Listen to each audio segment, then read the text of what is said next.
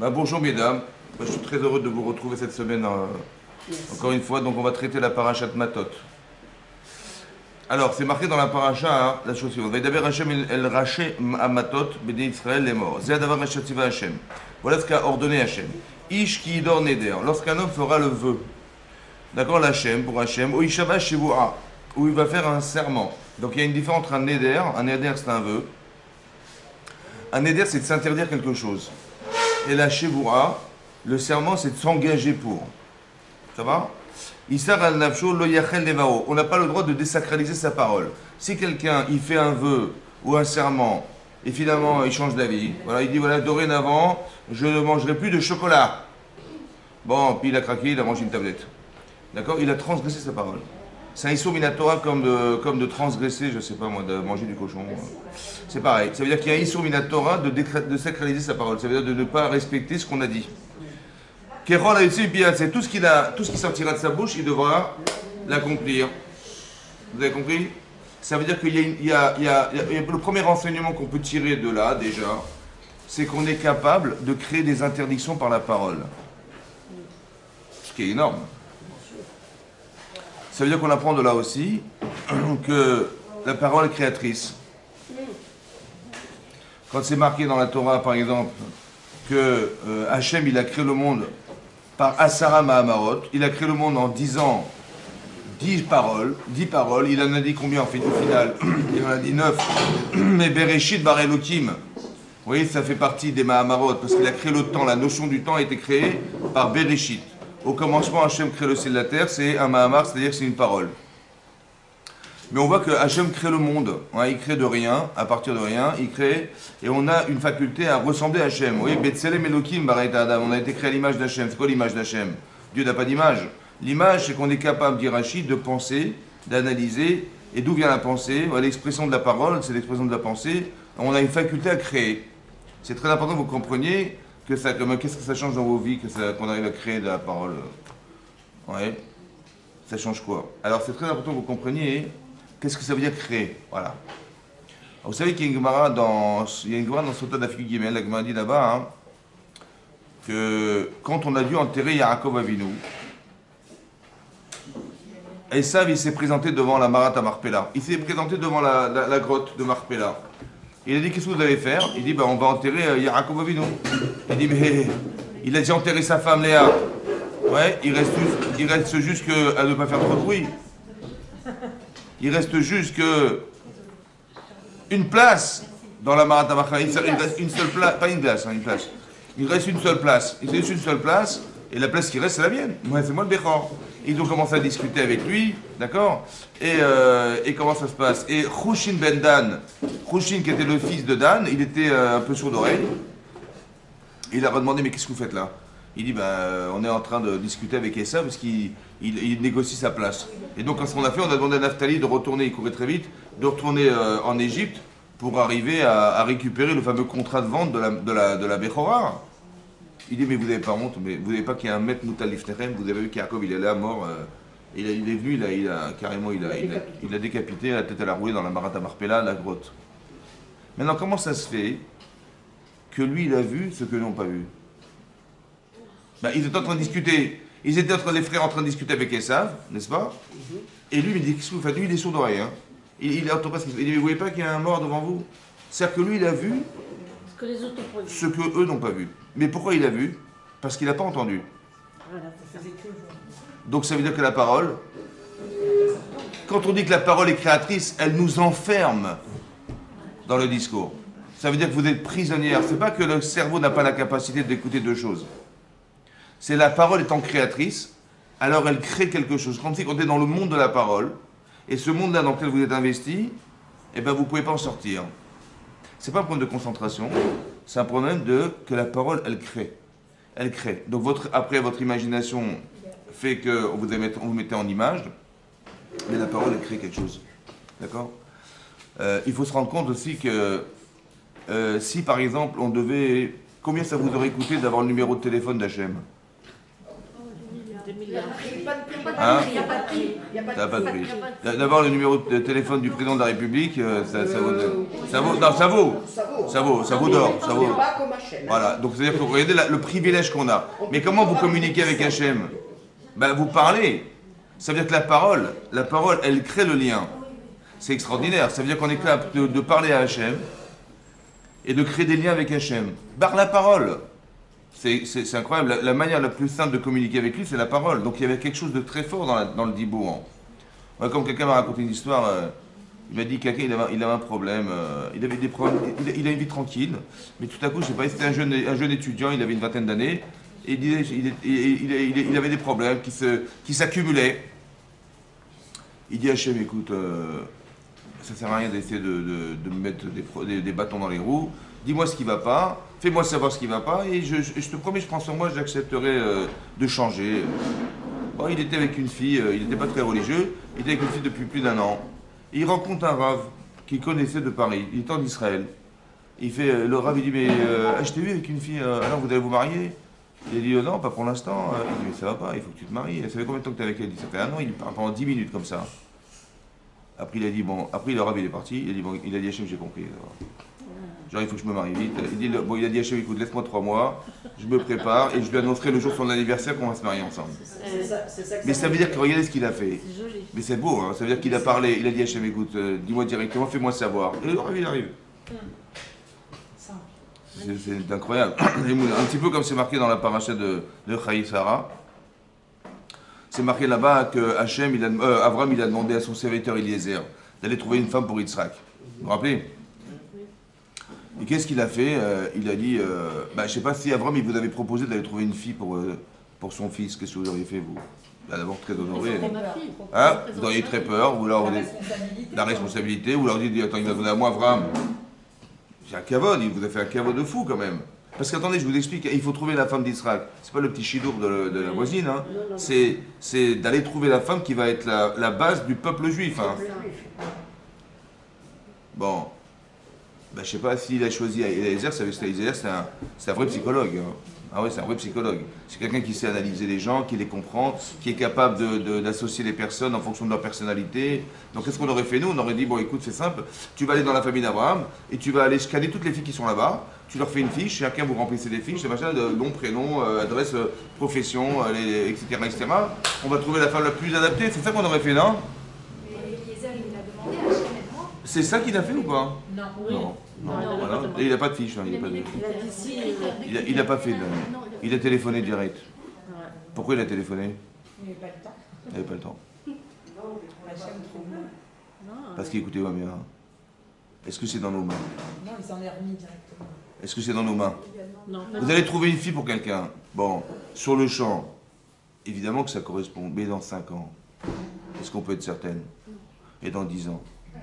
Il y a tellement d'aléas dans la vie. Bon, alors ça dépend de nous ou pas? Donc quand ça ne dépend pas de nous, qu'est-ce qu'on fait? On s'en remet à lui derrière. Ben, quand vous pouvez faire, alors vous allez faire. Mais quand vous ne pouvez pas faire, eh ben c'est ce qu'il a fait, Eliezer. Il y a marqué là-bas, il a dit, écoute Hachem, Akrena Lefanaï. Ça veut dire, viens me rencontrer par hasard. Parce qu'un micré en hébreu, c'est un hasard. Il a demandé à Hachem, viens chez moi par hasard.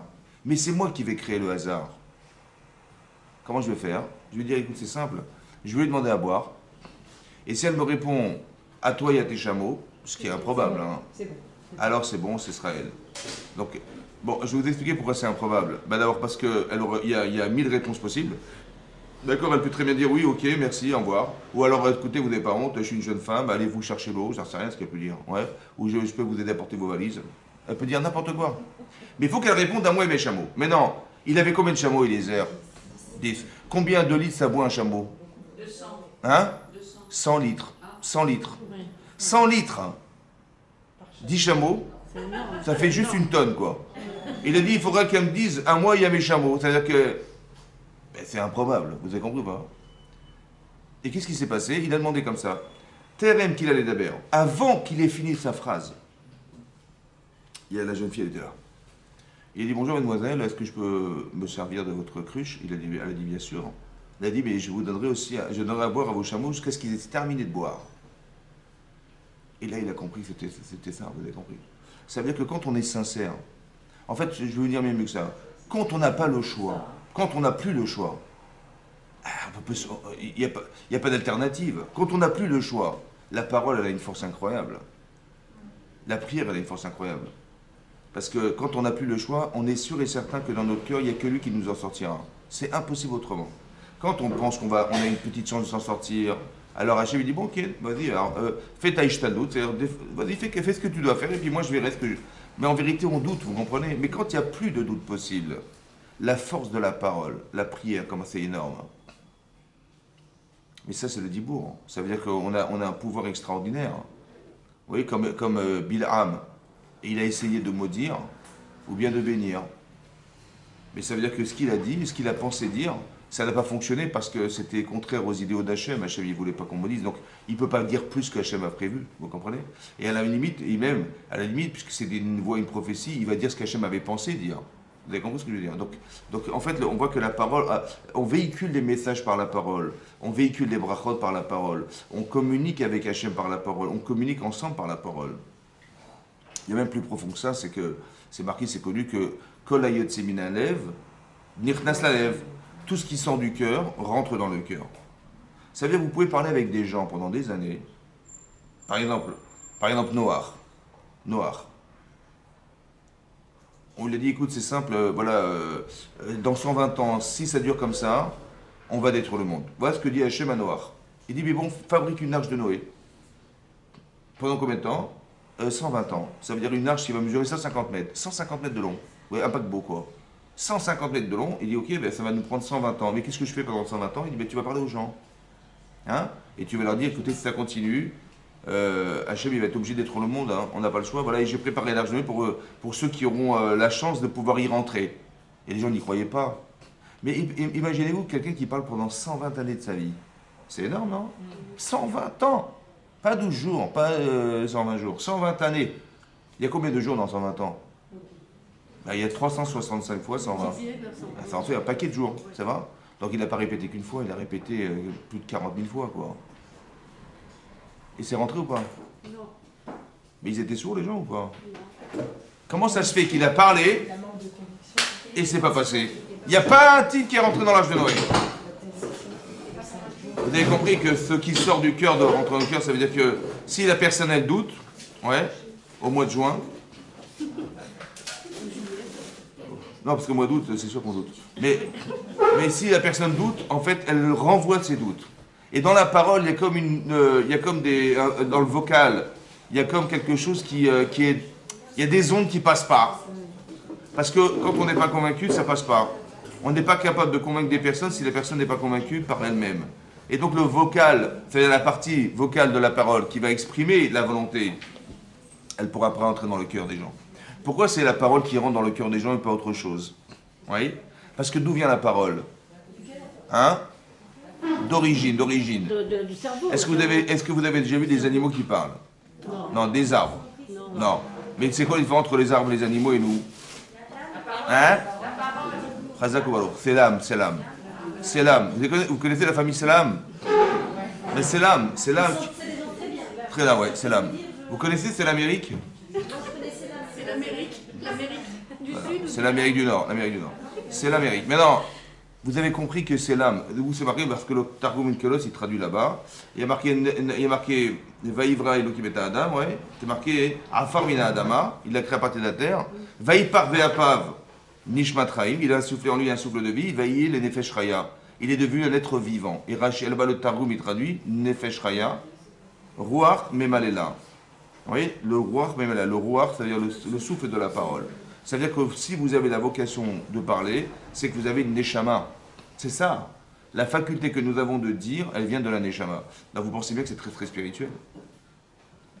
C'est pour ça qu'on n'a pas le droit de désacraliser sa parole, parce qu'elle est sacrée. Il y a quelque chose de très puissant dans la parole. Ouais, elle est à la fois, elle est structurelle et à la fois engageante. Elle est engageante. Pourquoi structurelle? Parce que ici dans la paracha c'est marqué qu'on va pouvoir s'interdire des choses dans la vie. Quelqu'un il fait le neder, j'ai fait le neder, je me suis juré de, pas juré, j'ai fait le vœu de ne pas faire. Mais pourquoi je fais le vœu de ne pas faire? Parce que je sais que si je fais, si je m'engage, je vais risquer de trébucher. Je vais risquer de faire une avéra. Alors je prends sur moi de ne pas faire. D'accord? Allez, on dit blinéder, mais en fait quelque part, ou alors quand on veut s'engager dans du mitzvah, on dit blinéder. Ouais, sans faire le vœu que ça continuera. Mais ça veut dire que la parole est structurelle. Ça veut dire que dans votre vie, vous savez qu'il y a des choses que vous pouvez vous interdire, il faut vous interdire. Autant que, il faut vous engager. C'est marqué Nishba'ati va kayema. Lishmor mishmetetzit. Et David Amelach, il a dit Nishba'ati, j'ai juré, va kayema, et je réaliserai et les paroles d'Hachem. Voilà ce qu'il a dit. Ça veut dire que la capacité que nous avons de faire un serment, de s'engager, c'est de jurer. Oui. Mais en vérité, pourquoi je jure? Pourquoi je dis bah non, mais je vais le faire? Qu'est-ce que j'ai à gagner de jurer? C'est quoi la différence entre dire bah je vais le faire ou je jure que je vais le faire? Mais parce que si je désacralise, si je n'accomplis pas ce que j'ai juré de faire, je transgresse la Torah. Donc qu'est-ce que je fais? J'ai un devoir de m'enfermer dans une obligation. Pourquoi on fait ça? Pourquoi on fait ça? Parce qu'on a trop peur de ne pas tenir. Parce que, écoutez-moi bien. À chaque fois que vous allez essayer de faire une mitzvah, il y a comme un petit Yetzer Arafat qui va essayer de vous en empêcher. C'est comme ça. Ça va? Toujours. Ça veut dire qu'il y a quelqu'un qui est derrière vous, qui est là, en fait, qui est là. Il sait exactement ce que vous pensez. Hein. Et donc, il a dit, j'ai entendu dire, elle a dit qu'elle va faire les mitzvahs, mais ça va pourquoi? Alors, il va essayer de détourner, ou il va essayer de vous faire comprendre autre chose, ou il va essayer de vous pousser à ne pas le faire, ou à vous décourager, ou à vous frustrer, ou je ne sais pas quoi. En fait, il y a quelque chose en nous qui est là pour nous empêcher de faire. Je le sais, en fait. Par exemple, si votre mari veut étudier la Torah le soir, ouais, il dit, bah écoute, allez, j'ai pris sur moi à Rosh Hashanah, tous les soirs, je vais étudier 1 heure. Bon, le soir, qu'est-ce qui va se passer? D'abord, il va dire, je suis fatigué. Il dit, ah bah tiens, j'ai eu un coup de fil. Ah, j'ai une livraison qui a tardé, j'ai pas pu. C'est bizarre quand même que monsieur, il n'a pas pu étudier comme il avait voulu. Alors, vous savez ce qu'il a dit? Il a dit, je vais jurer. Ou alors, je vais dire comme ça, je vais téléphoner à mon copain, je lui dis, écoute, on a rendez-vous à la synagogue ou au Beth Midrash à telle heure, tous les jours. Et bien maintenant, je ne peux pas dire que j'ai pas le temps, ou je ne peux pas dire que je ne peux pas parce qu'il m'attend. Je me suis engagé. Ça veut dire que quelque part, la shvoua, de s'engager, ouais, c'est fondamental parce qu'on sait pertinemment qu'on n'a pas forcément les moyens, on n'a pas forcément les convictions, on n'est pas assez forte, convaincue. Alors qu'est-ce qu'il faut faire? Eh bien, il faut se jurer de faire. Et se jurer de faire, c'est sûr que je peux pas, je pourrais jamais plus dire que j'ai pas pu. Mais non, tu l'as juré, tu vas le faire. Tu vas t'enfermer dans un serment. Parce que de s'enfermer dans une obligation, ça engage. Comme c'est que ma vie m'engageait. Mais pourquoi je suis obligé de jurer? Vous savez pourquoi? Parce que quelque part ce que je désire faire n'est pas convaincu chez moi. Je ne suis pas convaincu. Je suis pas convaincu que c'est possible de le faire. Je ne suis pas convaincu que j'y arriverai. Alors qu'est-ce que je vais faire? Je sais que d'agir, ça va changer ma vie. Je sais que quand je vais me mettre en action, il va se passer quelque chose chez moi, autant que les portes vont s'ouvrir. Ça veut dire qu'il y a une réalité qui existe, que vous désirez atteindre, mais qui en fait est fermée. Laquelle? La fermeture, c'est la réalité. Maintenant, bizarrement, quand vous dites allez, je vais y aller, je vais le faire, tout à coup les portes s'ouvrent et je découvre des choses que j'aurais même pas envisagé d'atteindre. Vous comprenez ce que je veux dire? C'est comme de dire, par exemple, vous êtes devant la mer Rouge. D'accord? Vous êtes sorti d'Égypte il y a 3 jours. Et bon, on est bloqué devant la mer. Sagar Alem Amidbar. On est enfermé dans le désert. Et on tourne la tête, mesdames, on tourne la tête. Et qu'est-ce qu'on voit là qui arrive? Mais il n'arrive pas par avec des fleurs. Hein. Non. Il arrive avec des obus. Ça va? Et donc il est bien armé, il arrive. Et qu'est-ce qui s'est passé? On a eu très peur. Pourquoi on a eu peur? On a eu peur parce que devant soi c'est la mer. À droite, à gauche, c'est le désert. Et derrière, c'est l'armée égyptienne qui arrive. Qu'est-ce que vous allez faire, mesdames? Hein? La première chose, d'abord, quand vous voyez une souris, là, quand c'est un danger, on crie. Les femmes, elles crient, c'est comme ça. Oui, c'est comme ça. Mais pourquoi elles crient, les femmes? Pour appeler Hachem. Non. Parce que ce que vous ressentez ne peut pas s'exprimer par des mots. Qu'est-ce que vous allez dire? Ouais. Par exemple, si vous avez une souris qui se balade dans la cuisine, la Easter. Ouais. Non, je l'appelle pas. Alors, on va dire une araignée, une araignée. Une araignée. Alors, vous allez crier. Disons qu'il y a une araignée qui monte sur votre oreiller. Et puis, vous faites comme ça. Et bien, vous allez crier. Mais pourquoi on crie, en fait? Parce que, qu'est-ce que tu veux que je te dise? Si je te dis j'ai peur, mais tu vas dire, vous allez dire à votre mari, mais j'ai vu une araignée. Il va dire, mais combien tu baises? Combien tu mesures? Mais simplement, si tu pouvais mettre ton pied dessus, ma chérie, tu verrais comment c'est facile. Mais vous dites, mais je peux pas, ça me dégoûte. On ne peut pas l'expliquer. C'est inexplicable. C'est pas, on n'a pas les mots pour exprimer ce qu'on ressent. Alors on va crier. Ça va? Donc quand on crie dans la vie, ben c'est ça. Pas qu'on crie contre son mari. Hein. Je dis quand on crie dans la vie, c'est que c'est pas explicable. La force de la... Et qu'est-ce qui va se passer? On va crier vers Hachem. On va dire sauve-nous, voilà, on va dire sauve-nous, Hachem, sauve-nous. Qu'est-ce que vous auriez imaginé qu'il va faire Hachem? Ben, soit il va vous mettre des écailles et des nageoires, et vous allez plonger dans l'eau, et puis vous allez voir, vous êtes des petits poissons. Ouais. Soit vous allez avoir des muscles comme ça qui vont pousser de je ne sais pas d'où, et vous allez vous battre contre l'armée. Soit vous allez avoir des gourdes d'eau qui vont vous pousser dans le dos, ouais, et puis avec un tuyau, et vous allez boire dans le désert. C'est ça qu'on aurait imaginé. Est-ce que vous auriez cru une seconde que la mer allait s'ouvrir? Hein? Non. La belle-mère, peut-être. Mais la mer, est-ce qu'elle va s'ouvrir, la mer? Elle va s'ouvrir ou pas? Mais jamais on a autre pareil, un truc pareil. C'est la mer, un vent d'est qui plonge dans la mer comme ça, qui l'ouvre la mer. On n'aurait jamais cru une chose pareille. Mais vous avez vu que ça, c'est la force de la parole, ça? C'est énorme quand même.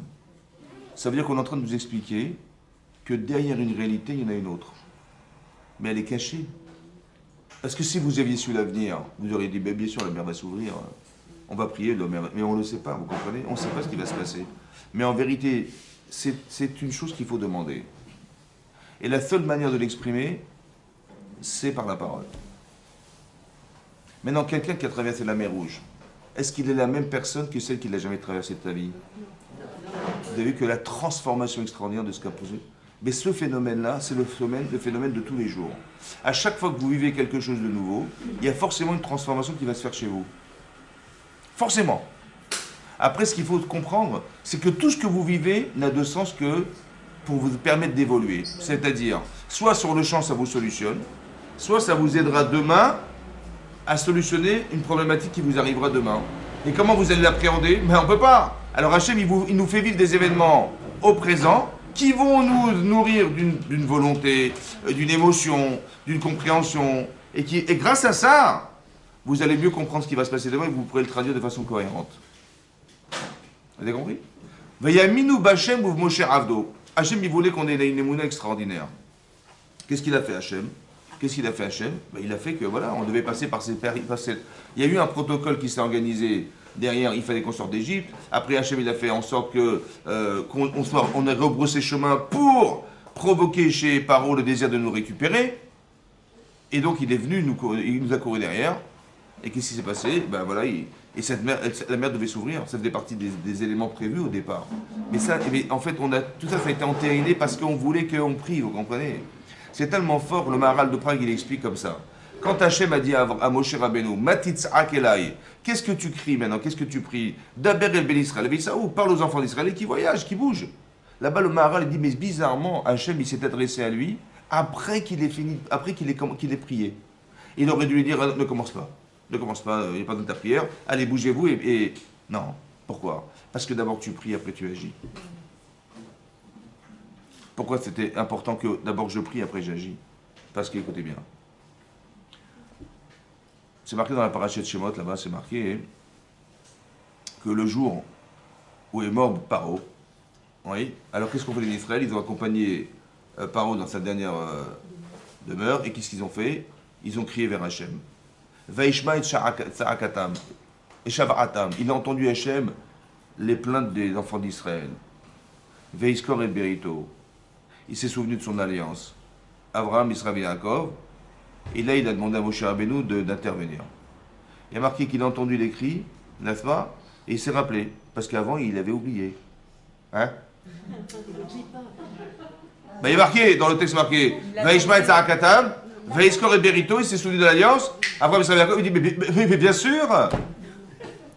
Mais ça m'avait complètement échappé. Vite, ça fait 210 ans que ça dure. Hein. Il avait oublié, et donc, c'est-à-dire quoi? Il s'est rappelé son alliance.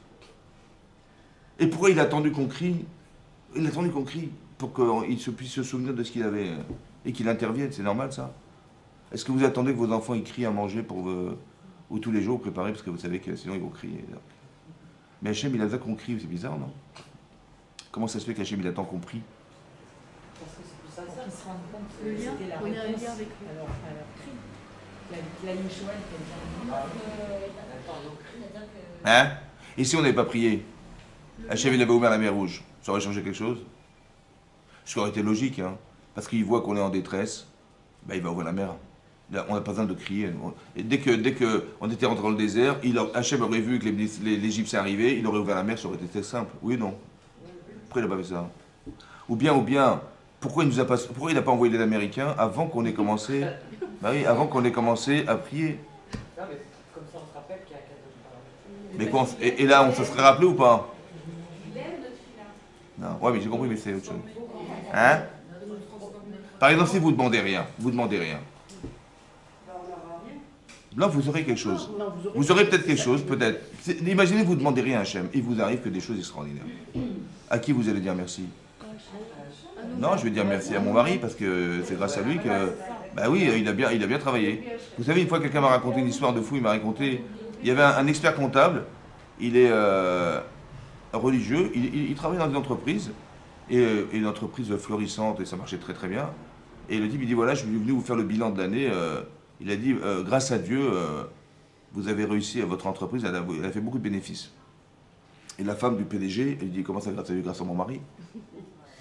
Il dit, dès qu'elle a dit ça, la boîte, il a dit, mais c'était incroyable, comment tout s'est écroulé, quoi. Il dit, mais Dieu, mais c'est mon mari, Dieu. Vous avez vu, quand on ne fait pas appel à Hachem, Dieu, c'est son mari. Donc ça veut dire qu'Hachem, qu'est-ce qu'il veut en fait? On dépend de montrer qu'on dépend de lui. Mais pourquoi faire? Pour dire comme ça. Si les Américains étaient arrivés en Égypte, ils nous avaient sortis d'Égypte, on aurait dit merci. Les Américains. Mais si je demande à Hachem, délivre-moi, et il envoie les Américains, Merci Hachem. j'ai dit merci à Hachem d'avoir envoyé les Américains. Donc est-ce qu'Hachem il peut intervenir avant qu'on l'appelle? Non. Mais non! Parce que si on l'appelle pas, on va dire merci aux Américains. C'est ça qui est marqué là-bas. Ça veut dire que, en fait, et je vais vous dire même mieux que ça, pourquoi on a été bloqué dans le désert? C'est pour nous faire... Hein? pour que la peine ne soit pas. Est-ce que l'objectif c'est de nous faire peur ou l'objectif c'est qu'on prie? Mais sachez que c'est ça le pshat. Hein. Quand il vous arrive quelque chose dans la vie, je dis pas mais qu'est-ce qui m'arrive? En fait, sache une chose. Tout ce qui t'arrive, c'était juste pour que tu crées le lien avec lui. C'est tout. Donc ça réconforte quand même. Hachem, il voulait que tu lui parles. Parce qu'il t'a languive, tu comprends? Et même des fois, il arrive des difficultés dans la vie. Juste pour ça. Par exemple, une fois quelqu'un m'a raconté, il m'a dit... son enfant, il devait faire des études aux États-Unis. Donc il devait partir de France aux États-Unis. Et il a dit, écoute, il n'y a pas de problème, je t'organise tout. Il devait faire des études à la fac. Il dit, écoute, je t'envoie de l'argent pour payer la fac. Je vais te trouver un appartement pour te loger. De l'argent de poche, bah, évidemment, pour te nourrir, etc. Voilà. Écoute, mais le problème, c'est que je n'ai aucun moyen de te joindre. Il n'y a que toi qui peux me joindre, donc j'attends de toi que tu m'appelles, voilà, pour me dire comment ça va et tout. Il a dit, papa, il n'y a pas de problème, donc il voyage, il trouve l'appartement, papa, il envoie l'argent. Et à travers la banque, il envoie l'argent. Donc, la première semaine, son fils, il appelle tous les jours. Tous les jours. La deuxième semaine, ben, une fois tous les 2 jours. La troisième semaine, ben, une fois tous les 3 jours. La quatrième semaine, il appelle une fois par semaine. Bon. Et lui, il dit, bon, j'ai langui mon fils, et il me dit pas ce qui se passe. Bon, il dit, papa, je t'appelle le vendredi, donc ça va. La 5e semaine, il n'appelle plus Birlal. Vous avez compris? Bon. Et puis il se passe tous les jours, il n'appelle jamais. Qu'est-ce qu'il fait le papa? Il va Hein? Allô, la banque? Oui, allô, oui. Est-ce que vous pouvez arrêter le virement si ça ne vous dérange pas? Non, il coupe le virement. L'autre, il téléphone... Mais papa, mais écoute, j'ai mon loyer, et j'ai mon papa, et j'ai mon machin, comment je vais faire? Il dit, non, c'était juste pour que tu m'appelles. Vous avez compris? Vous avez compris? Il peut nous arriver des choses dans la vie, en fait, qui ne sont pas là pour nous embêter. Hein. C'est juste parce qu'on l'a oublié, vous avez compris? Et Hachem, il nous a tellement languis, hein, il nous aime tellement, il a tellement envie d'écouter ce que vous avez envie de lui demander. Vous savez pourquoi c'est important, ça? Parce que qu'est-ce que vous croyez qu'Hachem, il a besoin de créer le monde, franchement? Hein? Qu'est-ce qu'il gagne? C'est comme vous. Qu'est-ce que vous gagnez d'avoir des enfants? En fait, vous perdez parce que tous les jours, ça vous coûte des nerfs. Attendez, ça vous coûte des nerfs, ça vous coûte de l'argent, ça vous coûte de... Attendez, est-ce que j'ai plus à gagner ou à perdre? Non, je sais pas. Attendez, si vous deviez calculer combien ça vous a coûté... Ah, je sais qu'on s'en fout, mais combien ça vous a coûté d'avoir des enfants? Combien ça coûte? De le jour de sa naissance jusqu'au jour de son mariage. Un petit paquet. Bon. Combien de nerfs? Combien de nerfs? Attendez, les premiers mois, il se réveille toutes les 3 heures, le coco. Si votre voisin, il vient tous les 3 heures, il lui dit « Bonjour madame, oui, vous n'auriez pas une petite brique de lait, s'il vous plaît ?» Bon, il arrive à 9 h du soir, ok, ben, gentiment, vous êtes gentil. Minuit, vous n'auriez pas une petite brique de lait? Après, il arrive à 3 h du matin, déjà, comme moi. Il est fou, quoi, il est fou, quoi. Après 6 h du matin, vous prenez la brique de lait, vous lui envoyez... Bon, mais vos enfants, ça va, ça va. Ça veut dire minuit, 3 h, 6 h, 9 h, et ça dure des mois. La patience, quand même, hein. Vous avez vu, quand on aime... Non, mais quand on aime, on est capable de se retenir. Ça veut dire que si on ne se retient pas, si on se retient, c'est qu'on n'aime pas assez. Mais vous avez vu combien c'est de nerfs, combien ça coûte, combien de nerfs, hein, combien d'argent, de nerfs, etc. Et pourtant, ça ne dérange pas. Pourtant, ça ne dérange pas. On n'est pas en train de... On n'est pas calculateur.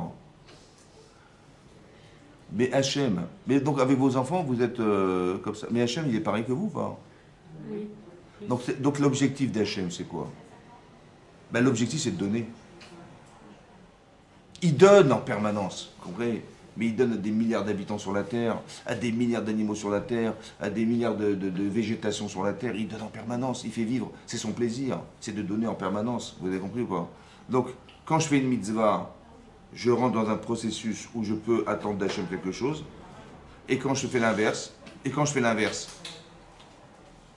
est marqué que si Chazvé Shalom, on n'étudie pas la Torah, on ne pratique pas les mitzvot, vers Hatzar et Hashamaim, Hachem il va bloquer le ciel, Velo Yimatar, il n'y aura pas d'eau. Donc qu'est-ce que ça veut dire? Ça veut dire attention mesdames, si vous faites les mitzvot, il va pleuvoir, et sinon, il ne va pas pleuvoir. Voilà ce qui est marqué dans le schéma. C'est ça qui est marqué, oui non? Oui, c'est ça qui est marqué? C'est ça qui est marqué? Oui, c'est marqué, c'est marqué. Mais qu'est-ce que ça veut dire? Ça veut dire comme ça, écoutez bien.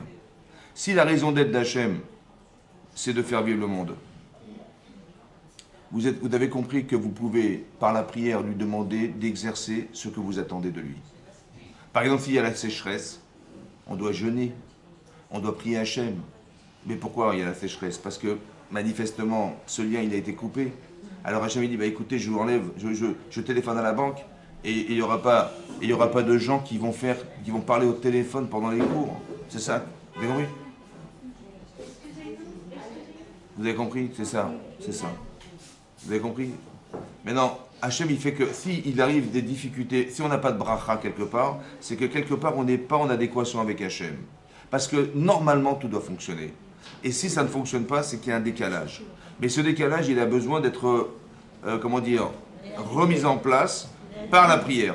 Lorsque je prie, j'ai conscience. Et quand j'ai conscience, je redemande à Hachem d'exercer son influence sur moi. Donc ça veut dire que maintenant, si je fais une mitzvah, je lui permets à Hachem de remplir sa fonction qui est de donner.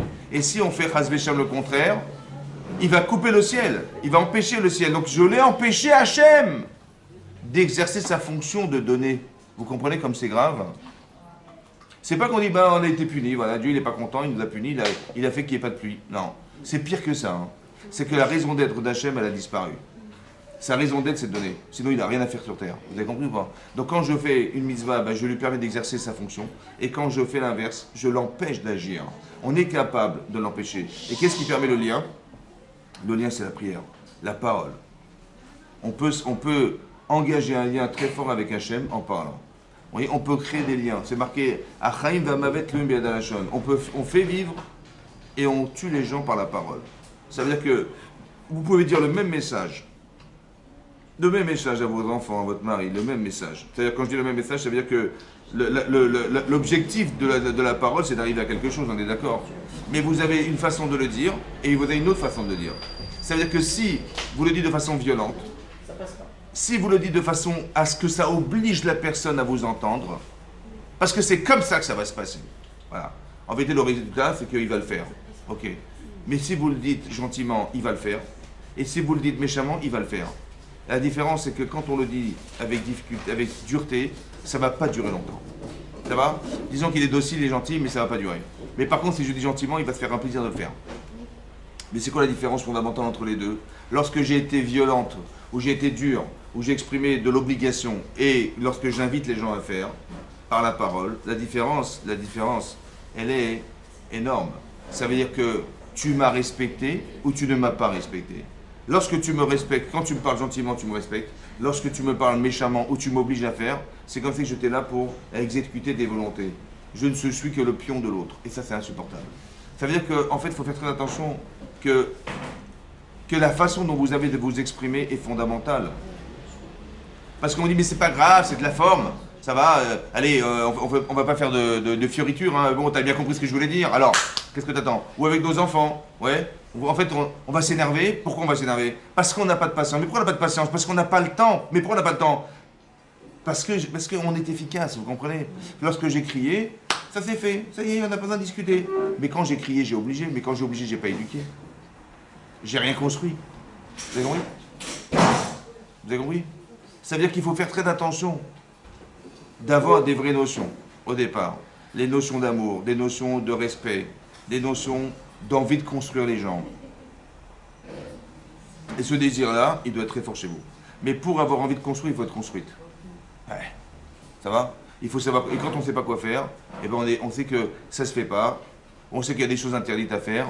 Et donc on va interdire à nos enfants. On va mettre des structures qui sont des structures qui vont risquer à long terme de déranger. C'est-à-dire que lorsqu'on ne coupe pas les téléphones pendant les cours, par exemple, non, qui risquent de déranger, ça veut dire qu'on doit au préalable réfléchir, vous voyez, comment je vais dire, comment je vais éduquer mes enfants, comment je vais les construire dans leur vie, d'accord? C'est une question qu'on doit se faire, comme si que vous deviez réfléchir 20 ans avant d'avoir des enfants pour savoir comment vous allez réagir dans des situations telles. C'est parce que lorsqu'on fait des choses de façon instantanée, c'est jamais bon. Parce que c'est pas réfléchi. C'est pour ça que les premiers enfants, on a du mal. Et avec l'expérience, Baruch Hashem, le troisième, ça va déjà mieux. Mais c'est marrant parce que les premiers, c'est les cobayes. Alors que si on avait été formé avant, comme le mariage, il y a des gens qui se marient en pensant que bon, bah, on vivait célibataire, on va vivre à deux. Mais oui, mais comme on s'aime, et comme on a décidé de se dépouser, etc., tout va bien se passer. Sauf qu'on a juste oublié qu'on est complètement différents, quoi. Ça va? Que vous voulez acheter une bague, il va acheter une voiture. Vous voulez aller à Lafayette, au Gare Lafayette, il va aller jouer au foot. On n'a rien à voir ensemble. Et donc on est deux êtres séparés, en fait, qui sont soi-disant ensemble, mais qui sont complètement... C'est contre sa volonté, contre la raison d'être. Vous avez compris? Voilà. Et donc c'est très important que vous compreniez qu'on a besoin de réfléchir. Tout doit être réfléchi, pensé avant d'entamer une relation quelconque avec quelqu'un. Qu'est-ce que c'est que le mariage? Qu'est-ce que vous avez passé d'une vie de célibataire à une vie de couple, c'est-à-dire d'une femme seule à une vie qui doit partager sa vie avec quelqu'un d'autre, qui n'est pas de nature à comprendre ce que vous êtes capable d'être, puisque c'est un homme en face de vous. Et donc il y a quelque chose à réfléchir bien avant, évidemment, c'est comme ça. Et quand c'est réfléchi, vous évitez des problèmes et des obstacles. Et la façon dont vous aurez de le dire, ouais, par exemple, je vais vous expliquer, il est marqué dans la Gemara dans Ta'anit, la Gemara dit, c'est marqué là-bas, c'est un passage dans Shir HaShirim, c'est marqué Beyom Chatunato, ou Viom Simchat Libo. Beyom Chatunato, le jour de son mariage, et le jour de la Simcha de son cœur. À quoi ça fait référence? Ben moi je croyais qu'on parlait du mariage. Du mariage. Non, la Gemara dit non. Yom Chatunato, c'est le jour du don de la Torah. C'est marrant, hein? Et Simchat Libo, la joie de son cœur, c'est le jour où on a construit le Mishkan ou le Bet Amikdash. La Baït, la fameuse Baït. Maintenant, pourquoi Chachamim, ils ont fait référence? Pourquoi Shlomo Ameler, quand il écrit Shir HaShirim, il fait un lien entre le mariage et le don de la Torah? Pourquoi il fait un lien entre la joie du cœur et la construction du Mishkan ou du Bet Amikdash? Pourquoi il ne dit pas clairement, voilà, il va dire directement, voilà, on ne va pas dire Simchat Libo, on va dire directement Bet Amikdash. On ne va pas dire jour de mariage, on va dire le don de la Torah. En fait, il a voulu nous faire comprendre quelque chose. Toujours les images. Le don de la Torah, c'est un rapport avec le jour du mariage. En quoi c'est un rapport avec le jour du mariage? Ben, c'est simple en fait. Parce que le jour du mariage, c'est le plus beau jour de sa vie. Ça va? Et le jour où on a reçu la Torah, hein, ben oui, parce qu'on peut être des philosophes toute notre vie, hein, mais le Hémet, la vérité, elle est où la vérité? La vérité d'aujourd'hui, est-ce que ça sera la vérité de demain? On n'en sait rien. Mais Hachem il dit, écoute, la vérité, je te la donne. Cadeau. C'est une matana. C'est la Torah. Parce qu'un jour, on t'aura. On parle de Yitzhara. Un jour, on t'aura. Maintenant, on donne la Torah, donc on donne la vérité.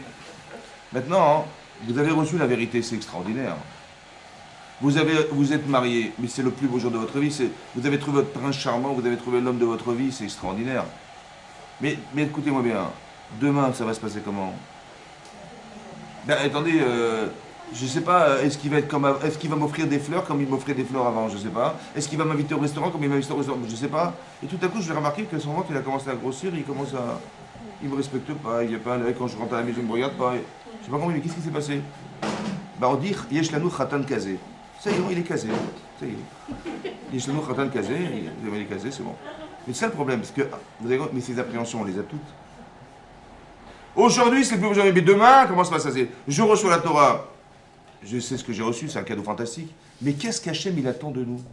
Quel niveau d'exigence il attend de nous? Je ne sais pas. C'est quoi d'être Moussa Deke? J'en sais rien. Ça veut dire que le beau jour de ma vie, c'est un jour d'appréhension. J'ai un point d'interrogation. Je ne sais pas de quoi sera fait demain. Je ne sais pas ce qu'on attend de moi. Je ne sais pas ce que je dois devenir. J'ai peur. Je doute. Vous comprenez ce qui se passe? C'est exactement comme le jour du mariage. C'est que le jour du mariage, c'est un jour fantastique. Quand on voit les photos, on dit ouais, c'était extraordinaire.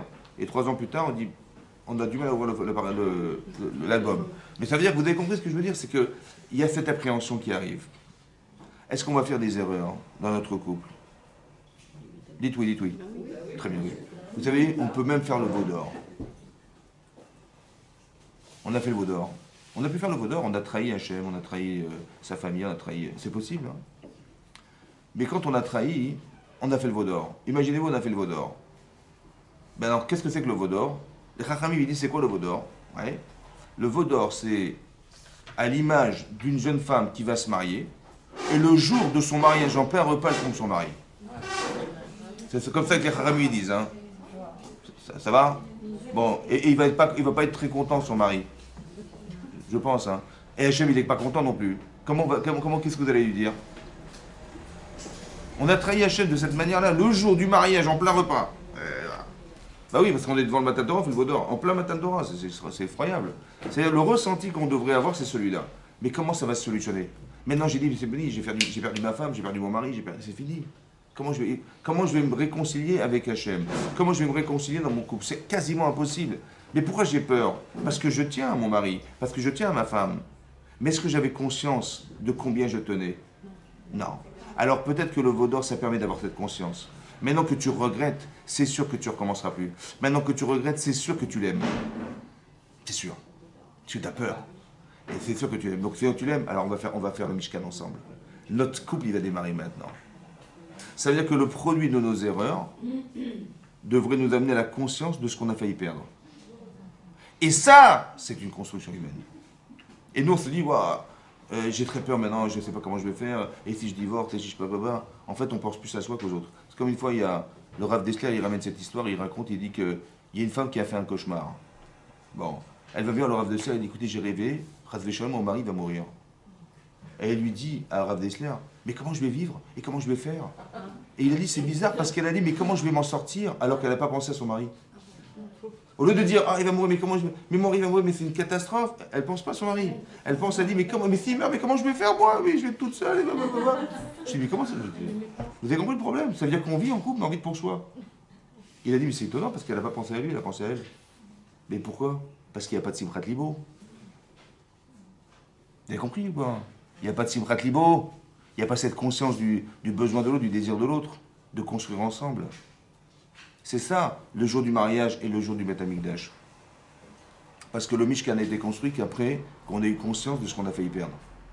Ta conscience, alors on va faire le Mishkan. Là, je vais être Shochen. Là, je résiderai parmi toi. Il faut qu'on ait cette conscience. Il y a deux façons de construire. Soit en s'interdisant de vivre des choses interdites, soit en s'obligeant par des serments. Je jure que je vais le faire. Et je m'engage. C'est très important que la capacité que nous avons de nous engager est fondamentale. Pourquoi c'est très important de prendre sur soi? Parce qu'à votre avis, qu'est-ce qui est la chose primordiale c'est de réaliser ce qu'on doit faire ou de prendre sur soi de faire.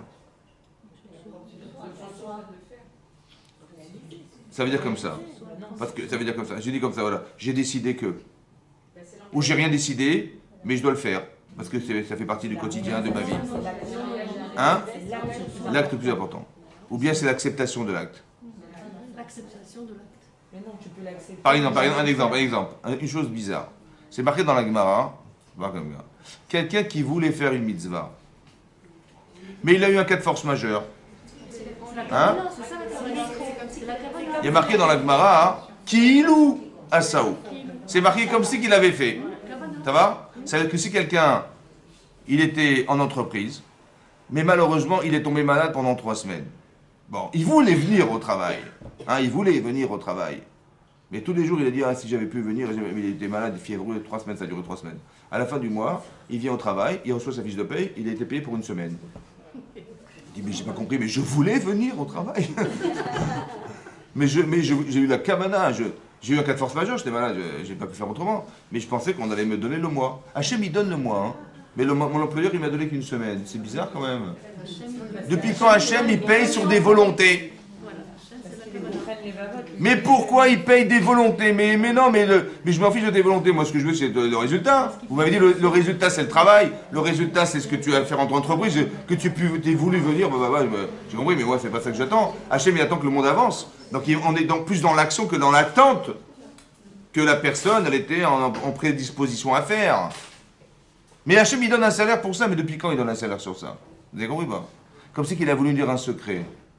Que l'essentiel, c'est ce que vous acceptez de faire. Parce que ce que vous allez faire dépend de ce que vous avez accepté. C'est ça la construction humaine. Ça veut dire qu'Hachem, il vous paiera un salaire, pourquoi? Tu dis, mais j'ai pas fait. Tu as raison. Mais ce que tu vas faire va entériner autre chose chez toi. Mais déjà, est-ce que tu es d'accord? Est-ce que tu es d'accord d'être une mère de famille? Est-ce que tu es d'accord d'être la femme de ton mari? Est-ce que tu es d'accord d'engager dans cette... Est-ce que tu es cette femme? Si tu l'es pas. On le Eh sait ben, pas toujours. hein? Comment? On le veut, mais on le sait pas toujours. Ah, c'est encore pire, c'est ça. Vous avez raison, c'est encore pire. Mais ça veut dire que nous, on veut d'abord que vous soyez clairs. Ça va? Et, hein? Des fois, vous dites qu'il faut du temps. Non, je veux dire d'avoir la conscience. Des fois, Hachem, il crée des situations, ouais, qui vont soit positivement me construire, soit par des échecs, je vais déduire. Mais c'est ça qui fait Hachem en permanence. Il n'a rien à faire d'autre, Hachem, que de construire des personnes qui se trouvent sur terre. Donc ça veut dire que vous avez la faculté à pouvoir accepter. Maintenant, le Yetzirah, il va se mêler dans l'histoire en faisant toujours croire aux gens, t'as vu la galère, t'as vu ce que t'as vécu, En fait, on va analyser de façon critique les éléments qui composent notre vie sans tirer les leçons de ce qu'on a pu vivre. Vous avez compris ça? Voilà. Les leçons. Ça veut dire, il m'est arrivé une chose pareille, ok, qu'est-ce que ça veut dire pour moi? Qu'est-ce que j'en tire comme leçon de là? Voilà. Je dis, bon, bah, c'est pas grave, c'est arrivé une fois, bon, ça n'arrivera plus. Et donc, en fait, ou alors, quelqu'un, il a eu un problème, il est parti, je ne sais pas moi, à l'hôpital, il a dû passer à l'hôpital quelque temps, il est sorti, dès qu'il sent l'éther, il devient fou, quoi. Il dit, ah non, ça me rappelle l'hôpital, laisse tomber.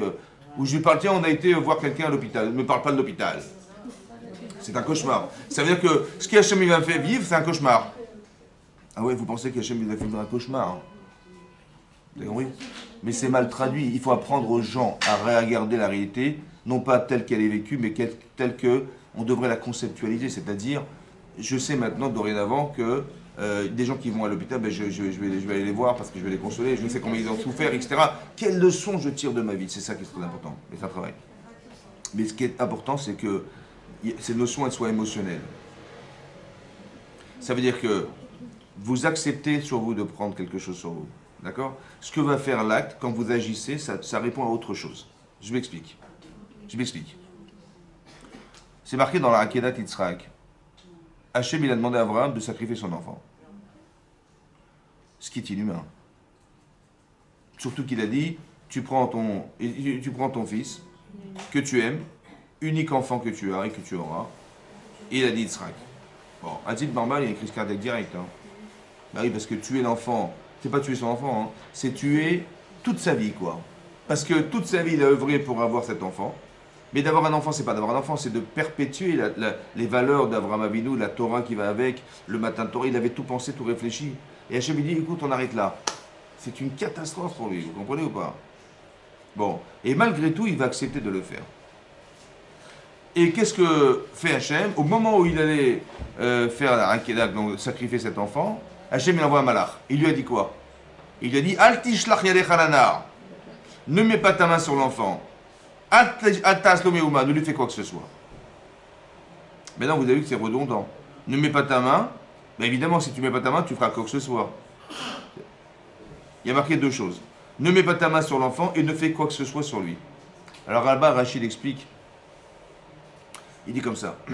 Quand il a voulu faire la shrita, l'ange lui dit stop. Ne le touche pas. Il dit mais laissez-moi faire quelque chose. Il y a un petit truc, une petite garniture. Il dit même ça je veux pas.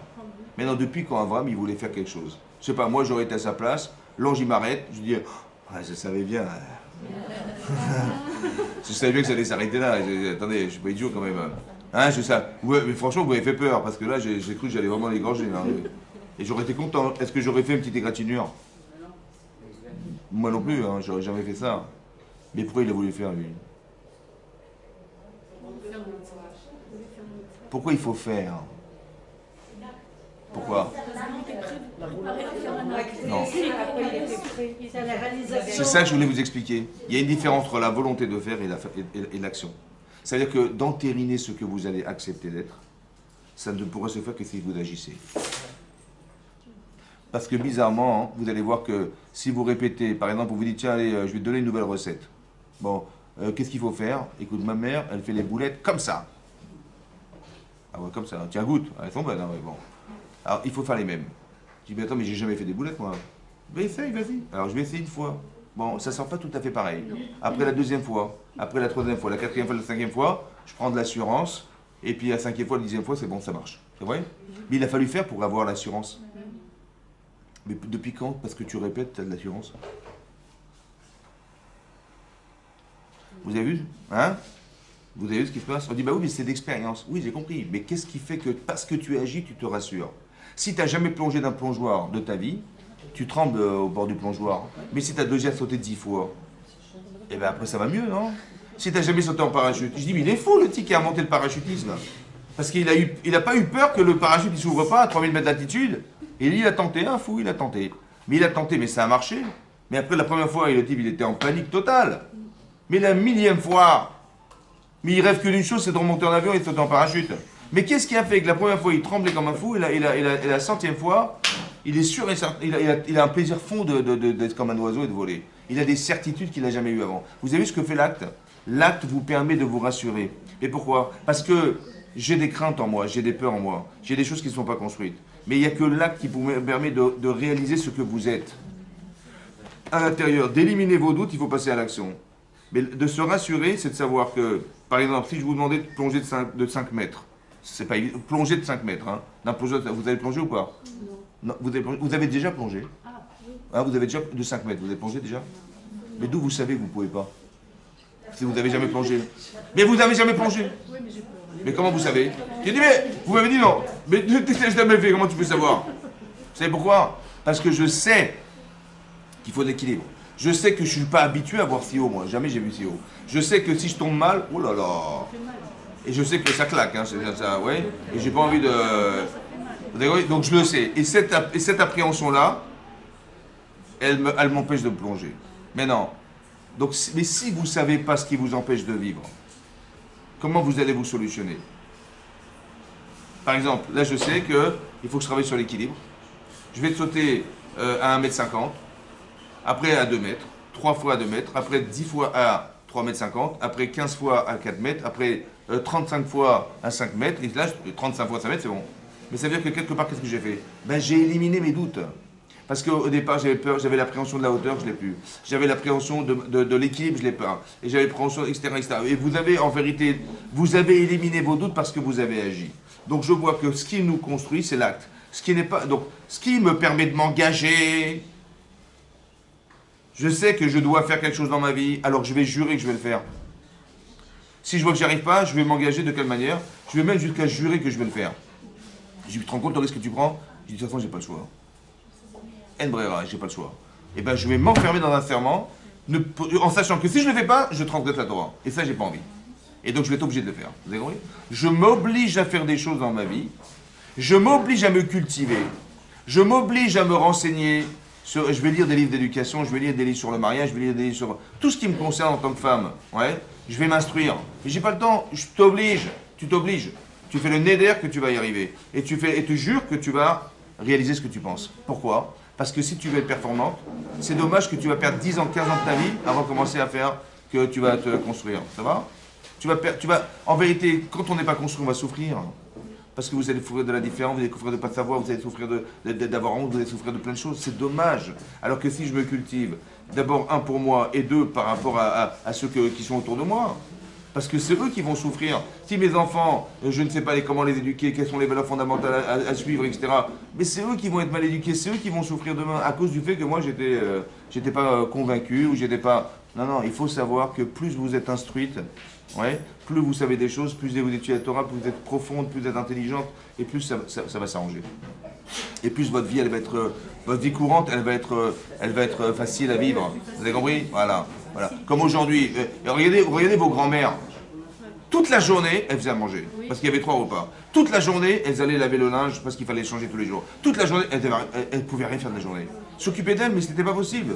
Parce qu'il fallait préparer le repas du matin, après le repas de midi, et puis ils allaient au four, et il fallait préparer la pâte, tous les jours, il n'y avait pas de boulanger, il n'y avait rien. Mais imaginez-vous comment c'était compliqué. Et leur grand-père, ils allaient carrément aller chercher du blé dans les champs. Il fallait se sécher. Aujourd'hui, vous allez à la boulangerie, vous avez la machin, vous avez la machine à laver à la maison, mais on a du temps, Baruch Hashem.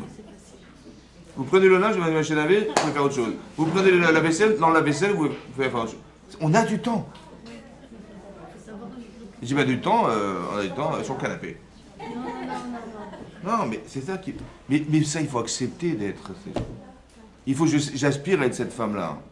Je rêve d'être cette femme-là. Et j'ai du temps maintenant pour le devenir. Alors instruis-toi, viens dans des cours, lis des livres sur l'éducation. Il y a tellement de choses à apprendre, il y a tellement de choses à découvrir. C'est extraordinaire. Et ça, c'est ce que j'ai dans le cerveau. Et ce que j'ai dans le cerveau, je le ressens. Et ce que je pense, je le mets en action. Et je deviens cette femme. Voilà. Vous avez compris? Voilà. Et c'est ça qu'il faut arriver à faire. C'est ça, le neder. C'est-à-dire que je fais le vœu d'être. Ouais.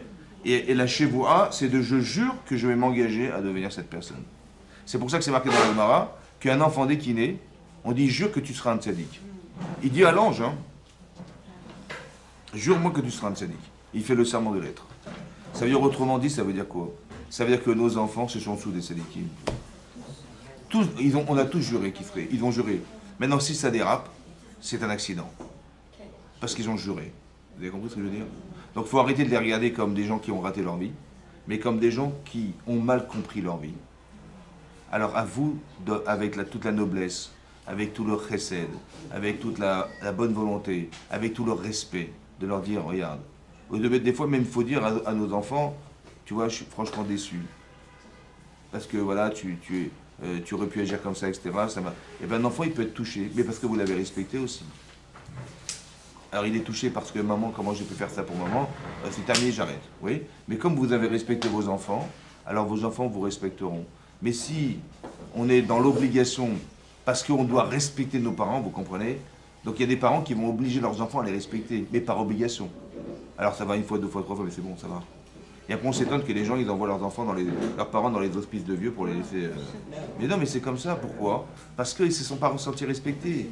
Mais quelqu'un qui a été respecté par ses parents, mais évidemment, il fera tout pour les aider. Vous savez, mais c'est une question de rapport, mais c'est marrant, hein, parce que c'est un rapport de rapport émotionnel. Et vous avez vu que les émotions, c'est plus important que tout. Hein. Parce que si tu ne mets pas d'émotion dans ce que tu dis, comme je vous avais dit une fois, Abraham Avinu, il va arriver en Égypte, et il sait que s'il dit au gardien de Pharaon qu'il est le mari de sa femme, ben évidemment qu'elle est très belle, ils vont le tuer pour l'épouser. C'est vrai ou pas? Donc qu'est-ce qu'il va dire? Il va risquer de mourir à cause de sa femme. Qu'est-ce qu'il va dire à sa femme? Hein? Il va dire, attends, elle fait pas l'idiote. Elle fait pas l'idiote. Attends, je vais mourir, ça va? Tu vas mentir, hein? Tu es pas l'idiote, hein? Je vais l'obliger à mentir. Vous savez ce qu'il a dit à Abraham? Il a dit, dis-leur, je t'en prie, que tu es ma sœur.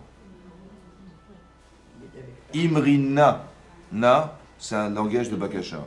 Je t'en prie, dis-leur. Ça veut dire qu'il a invité sa femme à mentir. Il dit, excuse-moi de te demander. Vous avez mesuré le recul ou pas? quel respect elle a, elles se sont respectées. Oui, excusez-moi. Vous avez compris? Et donc, elles se sont respectées, alors elle va faire tout pour son mari. Mais c'est le respect qui permet d'eux. Vous avez compris? Chazak ou Balour. Chazak.